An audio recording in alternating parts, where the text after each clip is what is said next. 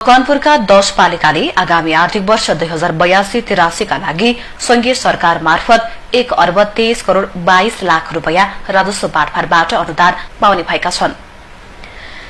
संघीय सरकारको मन्त्री परिषद बैठकले 2082-83 देखि 2086-87 सम्मका लागि प्रदेश तथा स्थानीय तहलाई उपलब्ध गराउने राजस्व बाँडफाँडको विस्तृत आधार र ढाँचा स्वीकृत गरेको हो। जिल्लाको 10 पालिका मध्ये सबैभन्दा बढ़ी हेटौडा उपमहानगरपालिकाले 22 करोड़ 85 लाख र सबैभन्दा कम इन्द्र सरोवर गाउँपालिकाले 6 करोड़ 75 लाख पाउने भएको छ। थाहा नगरपालिकाले 10 करोड़ 70 लाख, कैलाश गाउँपालिकाले 9 करोड़ 67 लाख, रक्सीराङ गाउँपालिकाले 10 करोड़ 61 लाख, मनहरी गाउँपालिकाले 13 करोड़ 76 लाख रूपैयाँ पाउने योजना शाखा प्रमुख प्रकाश न्यौपानेले जानकारी दिनुभयो।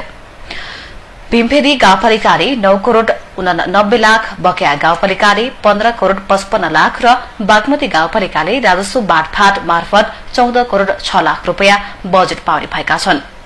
यसैगरी मकवानपुर गढी गाउँपालिकाले 9 करोड़ 38 लाख रूपैयाँ पाउने भएको राष्ट्रिय प्राकृतिक स्रोत तथा वित्त आयोगले उल्लेख गरेको छ।